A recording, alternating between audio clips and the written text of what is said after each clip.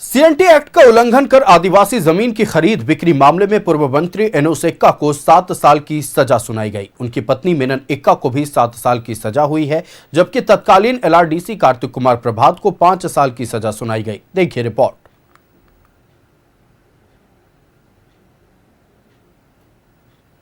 मंत्री एनोस एक्का को 7 साल की सजा, एनोस की पत्नी मेनन एक्का को भी सजा। सीएनटी एक्ट के उल्लंघन मामले में सजा, सीबीआई की विशेष अदालत ने सुनाई सजा। सीएनटी एक्ट का उल्लंघन कर जमीन की खरीद बिक्री मामले में पूर्व मंत्री एनोस एक्का और उनकी पत्नी मेनन एक्का को 7 साल की सजा सुनाई गई है। रांची में सीबीआई की विशेष अदालत ने ये फैसला सुनाया। कोर्ट ने शुक्रवार को एनोस और मेनन एक्का समेत 9 लोगों को दोषी ठहराया था। तो आप लोग जान ही रहे हैं कि जमीन से रिलेटेड मैटर था और सीएनटी एक्ट के वायलेशन से संबंधित केस था। उसी आधार पे जजमेंट हुआ, उसी आधार पे आज सजा के बिंदु पे सुनवाई थी। सजा मैक्सिमम सजा 7 साल दी गई है। अब जो भी एग्रीव्ड होंगे ऑनरेबल हाई कोर्ट जाएंगे अपील में, यही है। पूर्व मंत्री एनोस एक्का और मेनन एक्का को 7 साल की सजा, तत्कालीन एलआरडीसी कार्तिक कुमार प्रभात को 5 साल की सजा, अनिल कुमार, राजकिशोर सिंह, फिरोज अख्तर, राजेश मिश्र को 4 साल की सजा, मणिलाल महतो और ब्रजेश्वर महतो को 5 साल की सजा। दोषियों को 1 लाख से 1,60,000 तक जुर्माना। जुर्माने की राशि नहीं देने पर 6 महीने की अतिरिक्त सजा भुगतनी होगी।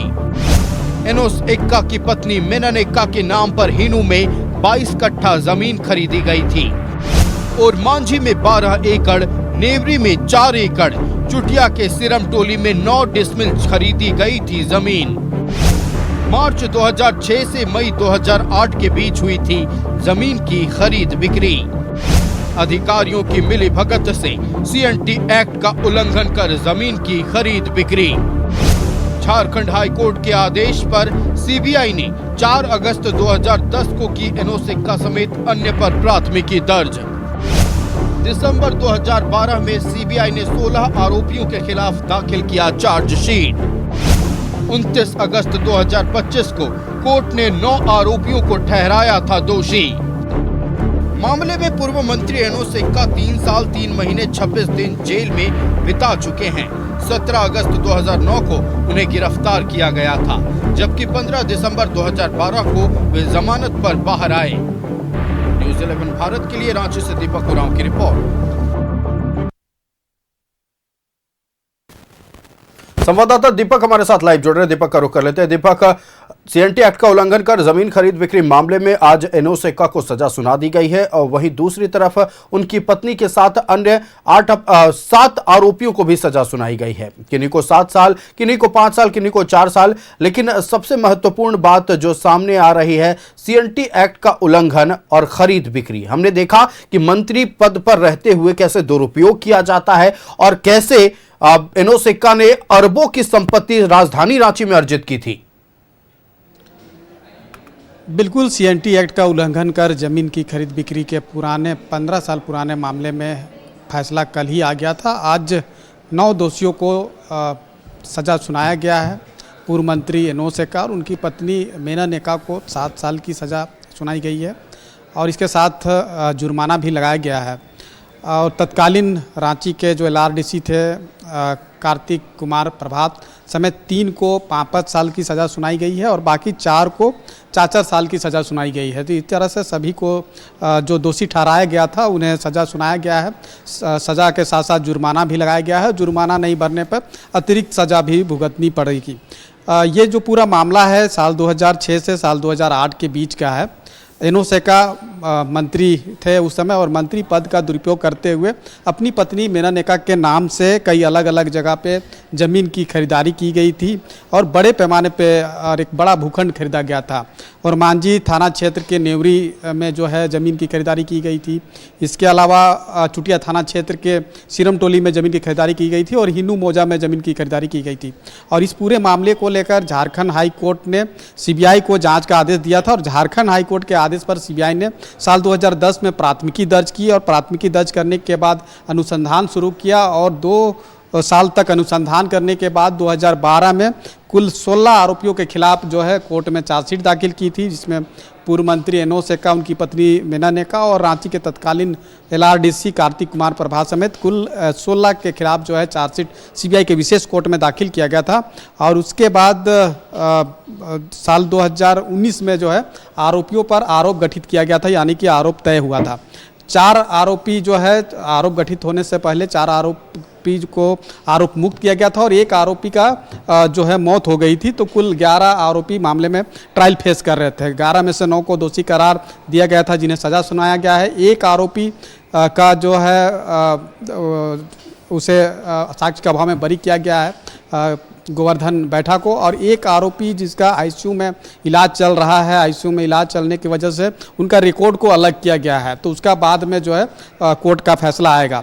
लेकिन आज जब सज़ा के बिंदु पर सुनवाई हो रही थी तो सुनवाई के दरमियान एनोस एक्का के अधिवक्ता रोहित रंजन ने कोर्ट के समक्ष अपनी दलीलें रखी। सेहत का हवाला देते हुए कम से कम सज़ा सुनाने की जो मांग है वो की गई। वहीं जो सीबीआई की तरफ से जो पक्ष रख रहे थे अब लोक अभियोजक, उनके द्वारा कोर्ट को बताया गया कि एक बड़ी षड्यंत्र के तहत जो है सीएनटी एक्ट का उल्लंघन करके ज़मीन की खरीद बिक्री की गई है, मंत्री पद का दुरुपयोग करके की गई है। ऐसे में अधिकतम सज़ा दी जाए।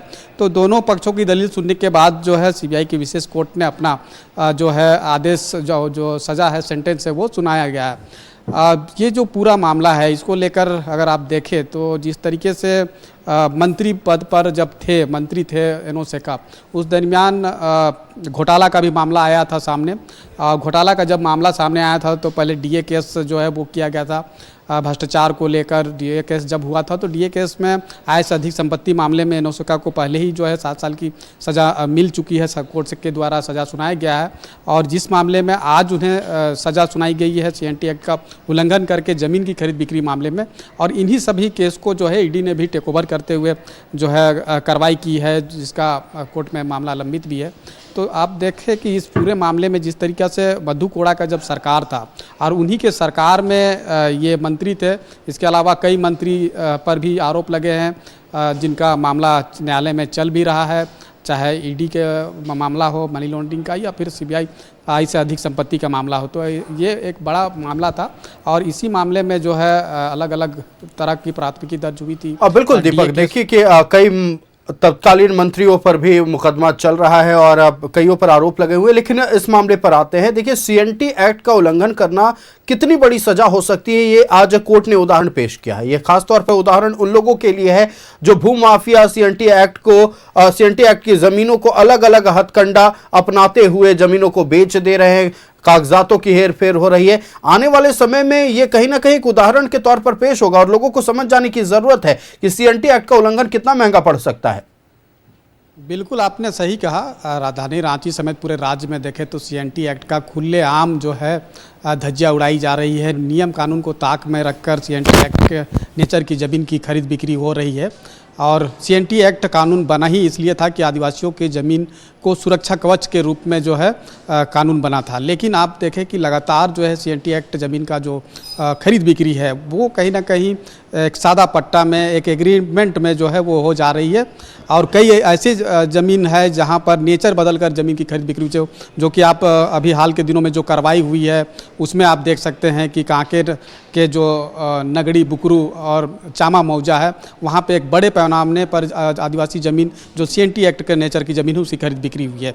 तो जिस तरीके से ये कोर्ट का फैसला आया है इससे कहीं ना कहीं जो भूमाफिया तंत्र के लोग हैं या फिर कोई वैसे राजनेता जो ज़मीन की जो है खरीद बिक्री करते हैं कहीं ना कहीं पद का दुरुपयोग करके, तो वो भी कहीं ना कहीं सचेत होंगे कि जब पूर्व मंत्री एनोस एक्का पर जब इस तरीके की कार्रवाई हुई और जो कोर्ट से सज़ा सुनाया गया है तो वैसे में जो भी इस तरह की का हिमाकत करेंगे, ज़मीन का नेचर बदलकर ज़मीन की खरीदारी करेंगे, खरीद बिक्री करेंगे या फिर एक सादा पट्टा हुक्मनामा के आधार पर ज़मीन की खरीद बिक्री करेंगे, और उसमें ख़ास तौर पे जब भी सीएनटी एक्ट नेचर की ज़मीन की खरीद बिक्री अगर हो रही है, बड़े पैमाने पे हो रही है, नेचर बदला जा रहा है, इसमें अधिकारियों की, राजस्व कर्मियों की एक बड़ी भूमिका भूमिका जो है इसमें रहती है। कहीं ना कहीं अधिकारियों और भू माफियाओं की साठगांठ से ज़मीन की खरीद बिक्री होती है, जो इस पूरे मामले में भी आपने देखा होगा कि पूर्व मंत्री एनोसे का पद का दुरुपयोग करते हुए अपनी पत्नी के नाम से ज़मीन लिया। लेकिन इसमें सहयोग किसने किया? सहयोग किया राजस्व कर्मी,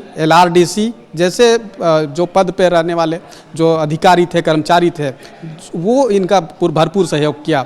तो कहीं ना कहीं ऐसे अधिकारियों पर भी जो है वो गाज गिरेगा। जिस तरीके से कोर्ट के द्वारा सज़ा सुनाया गया, तो ऐसे अधिकारियों के मन में भी एक डर बैठेगा कि इस तरह का अगर कोई हिमाकत करेगा तो कहीं ना कहीं वो कार्रवाई तो होगी ही, लेकिन न्यायालय से भी उन्हें सज़ा मिलेगी। तो कहीं ना कहीं एक कह सकते हैं कि आदिवासी ज़मीन का सुरक्षा कवच के रूप में जिस तरीके से CNT एक्ट कानून है वो कहीं ना कहीं लोगों को प्रोटेक्ट करता है। तो उसका उल्लंघन बिल्कुल, करने वाले CNT एक्ट कानून ही बना था कि आदिवासियों की जमीन को प्रोटेक्ट किया जा सके, और जिसका उल्लंघन करना कितना महंगा पड़ सकता है ये खैर अब लोगों के सामने सार्वजनिक हो चुका है। आपका हमारे साथ जुड़ने के लिए दीपक और तमाम जानकारियां साझा करने के लिए बहुत धन्यवाद।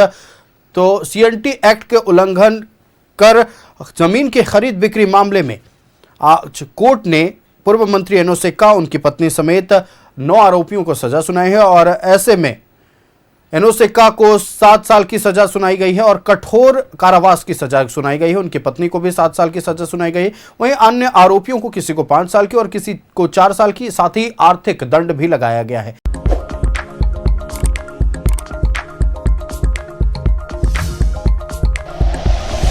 Like and share videos, subscribe करें हमारा चैनल और प्रेस करें बेल आइकॉन। News 11 भारत, सच है तो दिखेगा।